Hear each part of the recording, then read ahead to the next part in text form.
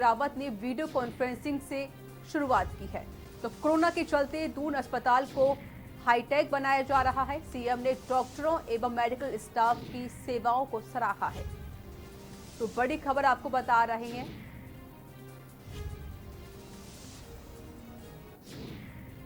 तो देहरादून में दून अस्पताल में 35 बेड का आईसीयू वार्ड शुरू किया गया है।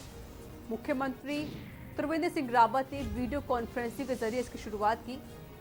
कोरोना के चलते दून अस्पताल को हाईटेक बनाया जा रहा है।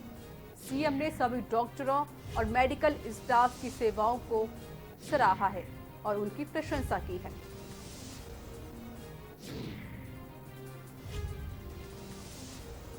तो 35 बेड का आईसीयू तैयार किया गया है, जिसकी शुरुआत मुख्यमंत्री त्रिवेंद्र सिंह रावत ने वीडियो कॉन्फ्रेंसिंग के जरिए की।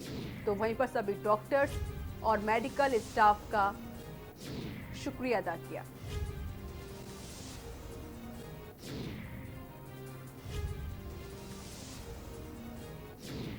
तो कोरोना के चलते दून अस्पताल को हाईटेक बनाया जा रहा है।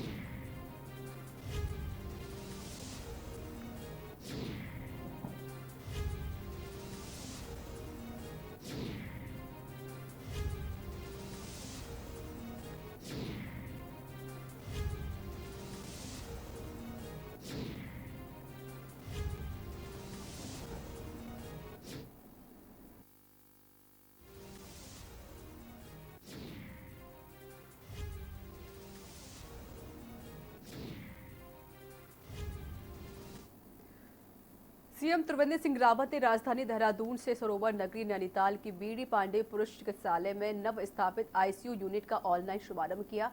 इस दौरान उन्होंने कहा कि प्रदेश सरकार आम गरीब आदमी को उत्तम एवं आधुनिक स्वास्थ्य सेवाएं उपलब्ध कराने की तत्पर कोशिश कर रही है। बीडी पांडे चिकित्सालय में आम गरीब लोगों जिलाधिकारी सविन बंसल ने जो सुविधाएं एवं व्यवस्थाएं हैं एवं प्रशंसनीय हैं। जिलाधिकारी के प्रयासों से इस अस्पताल में स्थापित की गई डिजिटल एक्सरे मशीन का लाभ निश्चित ही दूर दराज के लोगों को मिलेगा। और डीएमए सविन बंसल ने बैताल घाट में जो टेलीमेडिसिन सेवा शुरू की गई है उसका प्रारंभ भी हो चुका है। उसका लाभ पर्वतीय क्षेत्र से सैकड़ों दुर्गम इलाकों के लोगों को मिल रहा है।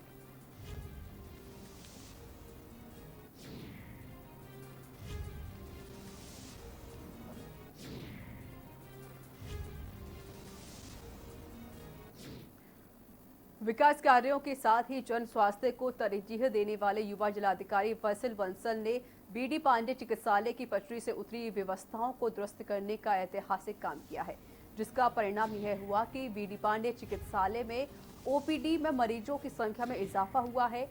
बीडी पांडे चिकित्सालय में सभी प्रकार की जांच पैथोलॉजी लैब में सुबह 8 बजे से रात्रि 8 बजे तक होने लगी है। पैथोलॉजी लैब हेतु सविन बंसल द्वारा 2 अतिरिक्त टेक्नीशियन भी उपलब्ध कराए गए हैं। नैनीताल जिलाधिकारी बंसल का मानना है कि गरीबों के लिए सरकारी अस्पताल वरदान से कम नहीं है। यदि इन अस्पतालों की व्यवस्था ठीक कर दी जाए तो गरीबों को राहत होगी। वहीं सरकारी अस्पतालों की सार्थकता एवं उपयोगिता भी बढ़ेगी। इस दिशा में जिलाधिकारी सविन बंसल के सतत प्रयास जारी हैं।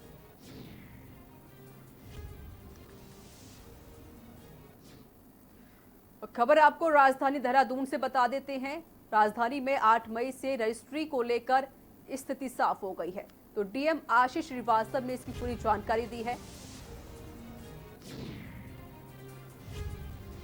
registration.uk.gov.in के माध्यम से आप आवेदन कर सकते हैं। इस रजिस्ट्री से दूसरे के मध्य आधा घंटे का समय होगा। तो राजधानी दून से आपको बड़ी खबर बता रहे हैं। एक दिन में 10 से अधिक रजिस्ट्री नहीं होंगी। एक दिन पूर्व शाम 3 बजे तक का समय तय किया गया है।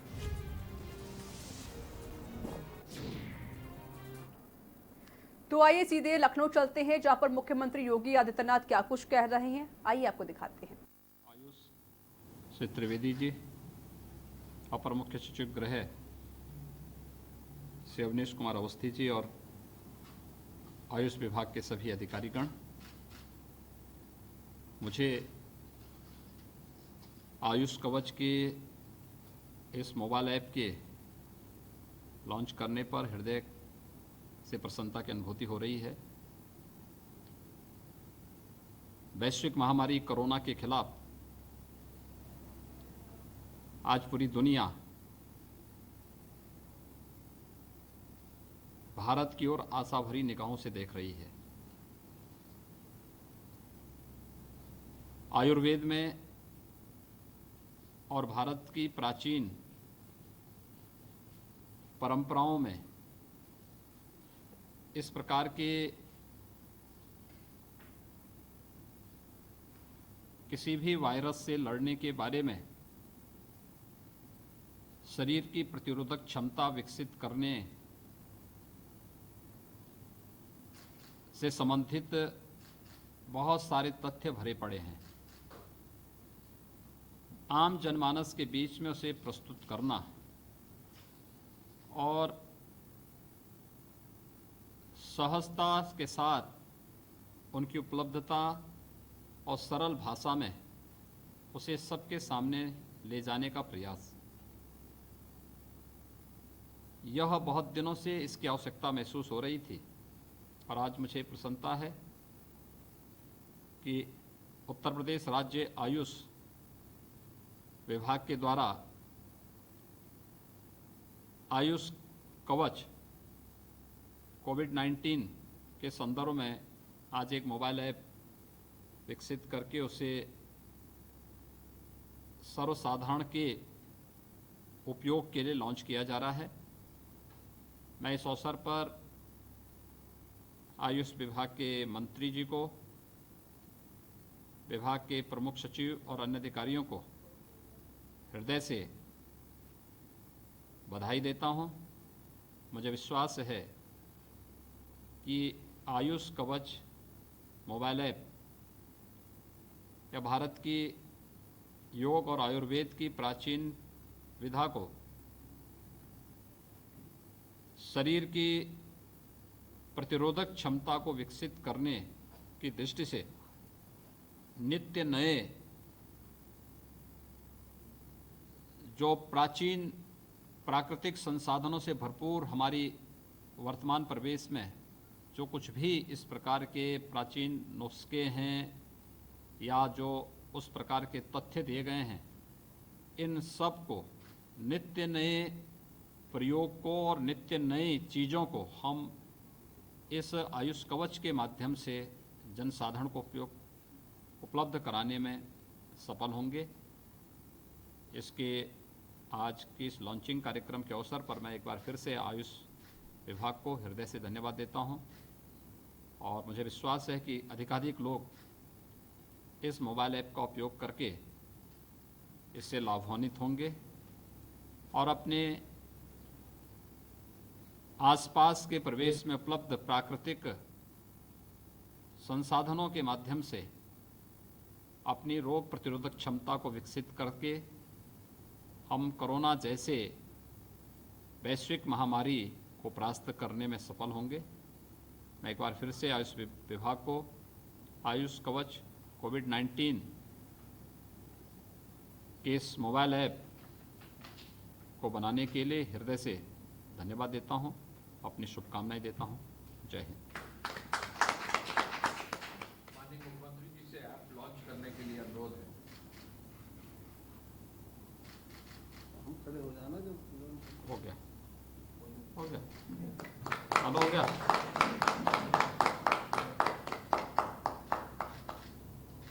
अब उसको ठीक करवा देंगे जो भी चीज़ें होनी है।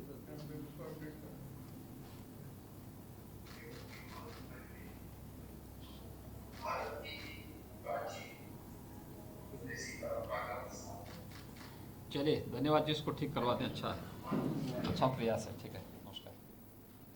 तो मुख्यमंत्री योगी आदित्यनाथ ने आयुष कवच ऐप को लॉन्च किया है, जहां पर तस्वीरें आप देख रहे थे सीधे लखनऊ से, जहां पर मुख्यमंत्री योगी आदित्यनाथ ने जो भी आयुष विभाग के जितने भी मेंबर्स हैं, जो भी अधिकारी, उनका सब पहले उनका शुक्रिया अदा किया और उसके बाद आयुष कवच ऐप को लॉन्च किया।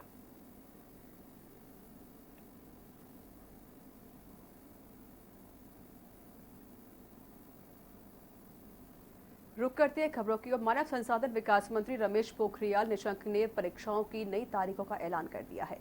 एचआरडी मिनिस्टर ने स्टूडेंट्स के साथ ऑनलाइन बातचीत के दौरान बताया कि 26 जुलाई को नीट 2020 का एग्जाम होगा और वहीं 19 जुलाई से जेईई मेंस की परीक्षाओं का आयोजन किया जाएगा। छात्रों से ऑनलाइन होने वाले इस चर्चा के दौरान केंद्रीय मंत्री कोरोना संकट काल के दौरान छात्रों के मन में उठ रहे सवालों के भी जवाब दिए। विशेष करके मेरे छात्र छात्राओं की, अध्यापकों की, अभिभावकों की बहुत बड़ी इसमें भूमिका है, क्योंकि इस देश में यदि मैं समझता हूँ कि 1000 से भी अधिक विश्वविद्यालय हैं, 45,000 से अधिक डिग्री कॉलेज हैं, 15-16 लाख स्कूल हैं, 1 करोड़ से भी अधिक अध्यापक हैं और अमेरिका की जनसंख्या से भी बढ़कर के 33 करोड़ से भी अधिक इस देश की छात्र छात्राएं हैं।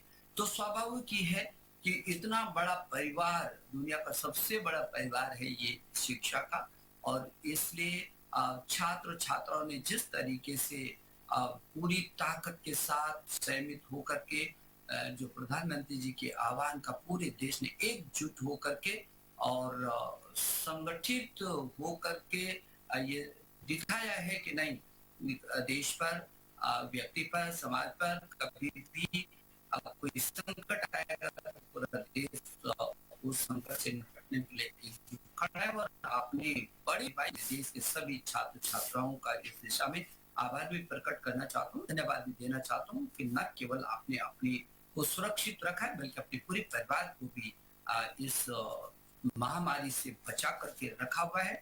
मैं आगे भी अनुरोध करूंगा कि आप इसी तरीके से, क्योंकि कुछ समय का संकट है, ये परेशानी कुछ दिनों की परेशानी है, यदि इस परेशानी का हमने ठीक से मुकाबला कर लिया तो जीवन बचेगा और राष्ट्र फिर प्रगति के शिखर को चूमेगा।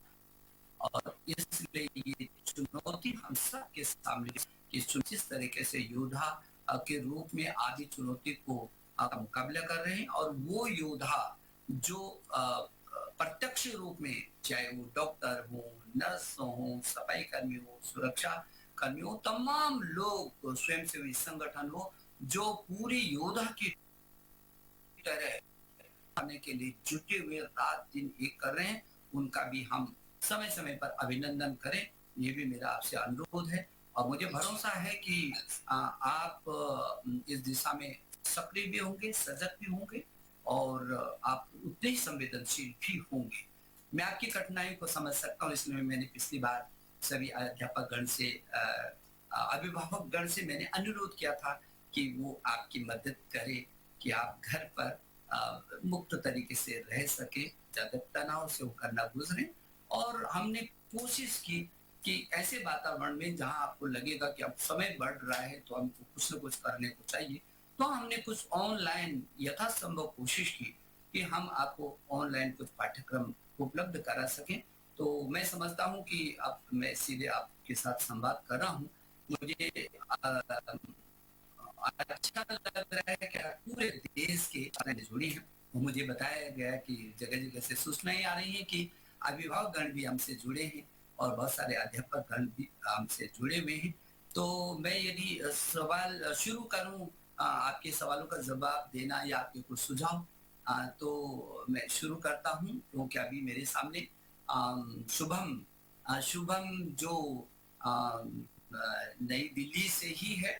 शुभम ने कहा कि लॉकडाउन अवधि के दौरान होने वाली शैक्षणिक हानि से निपटने के लिए सरकार सीबीएसई की क्या तैयारियां हैं और क्या उनकी योजनाएं बढ़ोतरी करे। शुभम, जो आपको मालूम है कि सीबीएसई की ने जो निर्णय लिया था, वो सीबीएसई में ये निर्णय लिया गया था कि जो 1 से लेकर के और 8 तक इनको पदोन्नत कर दिया जाएगा, और साथ में जो 9वीं है और 11वीं की कक्षा है उसको आंतरिक मूल्यांकन के आधार पर उनको भी पदोन्नति दी जाएगी, दूसरी कक्षा में उनको के आधार पर।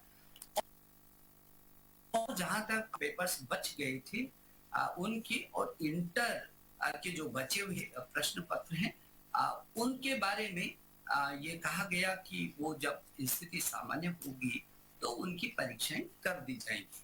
तो मैं ये समझता हूँ कि जो आपने कहा कि क्या तैयारी करनी चाहिए, किन परीक्षाओं की तैयारी करनी चाहिए और प्रवेश परीक्षा के लिए मुझे किस प्रकार तैयारी करनी चाहिए, क्योंकि आपने कहा कि मेरे को 9वीं में और 10वीं में और 11वीं में और 12वीं में आपके स्वाभाविक की है आपकी जिज्ञासा। कोविड-19 के दृष्टिगत राज्य सरकार द्वारा ग्राम प्रधानों को वर्तमान परिदृश्य में भूमिका देखते हुए उनको महत्वपूर्ण जिम्मेदारियां दी गई है।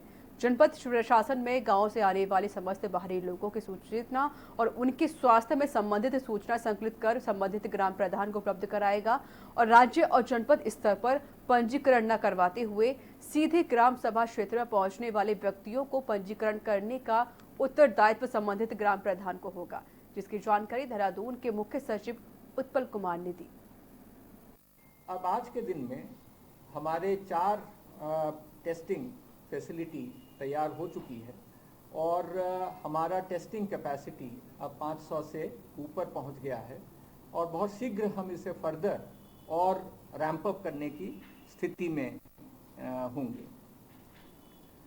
जो हमारा इस बीच में कुछ मीडिया ने रिपोर्ट किया है, लेकिन क्योंकि आज बाकी लोग भी हैं कि 108 का 1 साल पूरा हो रहा है और उसमें जो रूरल एरिया है, हमारे ग्रामीण क्षेत्र हैं, वहाँ पर जो रिस्पांस टाइम है वो जब शुरू में 32 मिनट का था, अब ये घट के 27 मिनट हो चुका है और अर्बन एरिया में जो पहले 25 मिनट का रिस्पांस टाइम होता था, अब वो घट के 15 मिनट हो गया।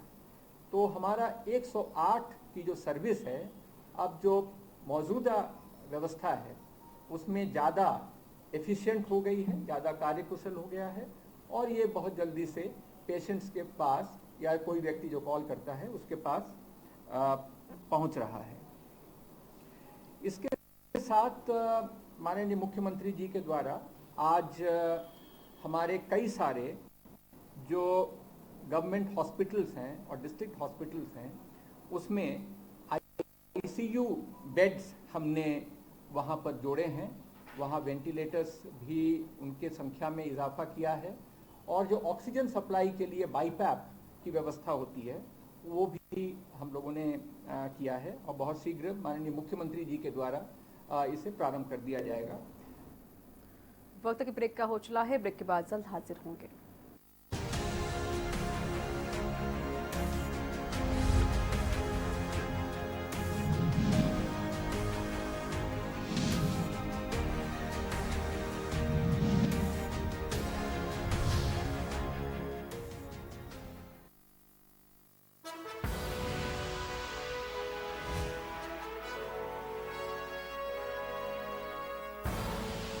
आप देख रहे हैं के न्यूज, खबरों का सारथी।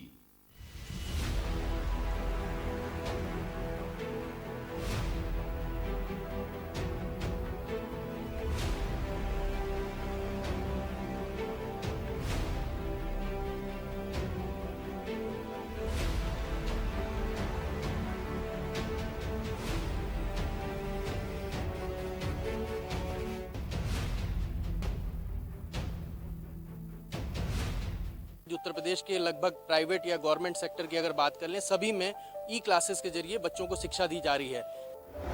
टीचर भी घर बैठे छात्रों को दे रहे ज्ञान। घर बैठे इस सहूलियत से क्या फायदे हो रहे हैं या आगे भविष्य में अगर लॉकडाउन बढ़ता है तो क्या उसमें सुधार होना चाहिए। मोबाइल पर खुली बच्चों की किताब, बच्चों का घर बना ऑनलाइन क्लास। शुरुआत अच्छी है और इस चीज़ का सबसे अच्छा बेनिफिशियल इफेक्ट यही है कि बच्चे 2 से 7 जो हमारे यहाँ क्लासेस होती हैं, बच्चे पढ़ते हैं। ई क्लास में क्या हो सुधार? ऑनलाइन क्लासेस मेरे को ये लगता है कि सबसे ज़्यादा अच्छे तब चलेंगे अगर इंटरएक्टिविटी मेंटेन रहे। सुनिए अभिभावकों की जुबानी। अच्छी एक टेक्नोलॉजी है, सरकार का सकारात्मक पहल है ये। ई पाठशाला की पूरी कहानी देखिए मनीष श्रीवास्तव के साथ के न्यूज पर। ई क्लास चालू है, कृपया ध्यान दें।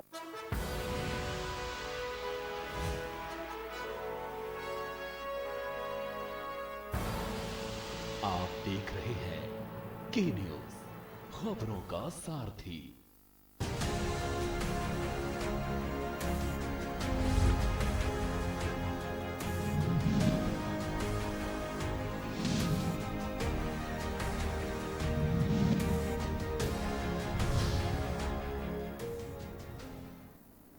ब्रेक के बाद स्वागत है। खबरों में आगे बढ़ते हैं। प्रदेश की महिला कल्याण एवं बाल विकास राज्य मंत्री रेखा आर्य ने विधानसभा में पशु कल्याण बोर्ड की समीक्षा बैठक की।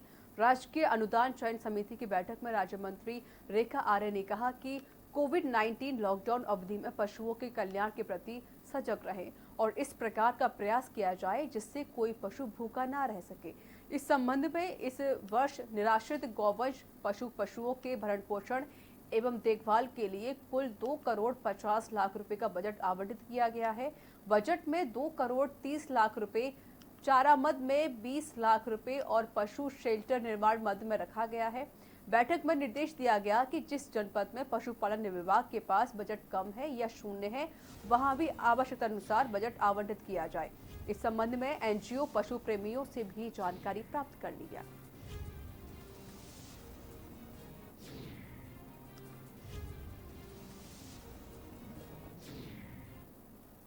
संस्थाओं को हम लोग राष्ट्रीय अनुदान देते हैं, उसके लिए कमेटी गठित की गई है और उस कमेटी की अध्यक्ष मैं हूँ और इस कमेटी के सदस्यों को आज बुलाया गया है और आज राजकीय अनुदान चयन समिति की बैठक है जिसमें हम जितनी भी हमारे अब तक की संस्थाएं हैं, लगभग 27 के करीब हमारी संस्थाएं हैं जिनको कि हम अनुदान राशि जो है आज अनुमान्य करेंगे, जिसमें 2.5 करोड़ की राशि वर्ष 2020-21 की है।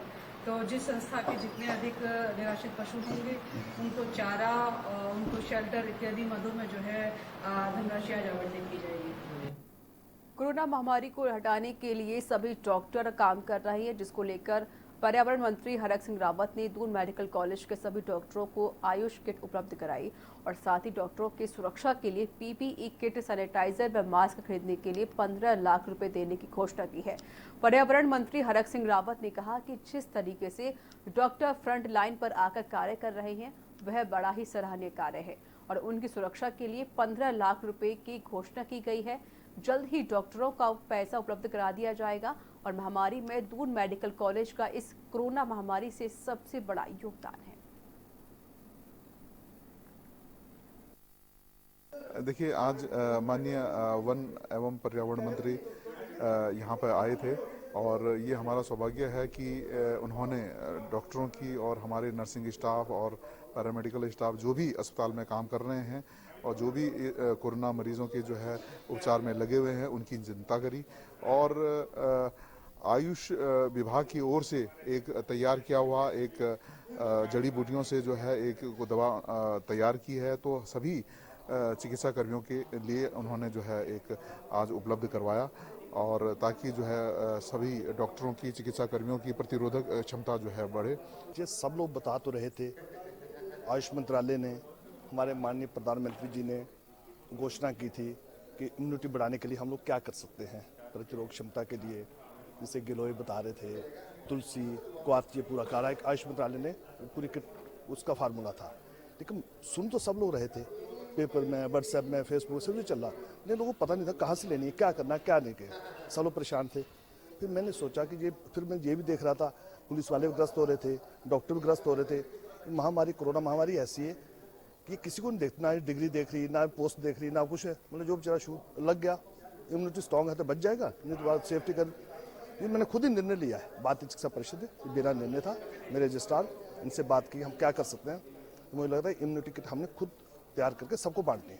हमारे चिकित्सकों की, हमारे कर्मचारियों की, पैरामेडिकल स्टाफ की प्रतिरक्षा क्षमता मजबूत हो सके, उसके लिए हमने आयुर्वेदिक जो किट है, जो आयुर्वेदिक परिषद ने बनाई है, आज हमने लगभग 400 के आसपास जो यहाँ का स्टाफ है, जो विशेष करके कोरोना मरीजों की देखरेख में लगा हुआ है, उनको ये बांटी है। और मैं सोचता हूँ कि इस तरह सभी जगह पूरे प्रदेश में जो भी इस लड़ाई में, कोरोना महामारी की लड़ाई में जो फ्रंट लाइन पे जो लोग लड़ रहे हैं, उन सब के लिए हम ये व्यवस्था करा रहे हैं। तो इसी के साथ उत्तराखंड के बुलेटिन में इतना ही। नमस्कार।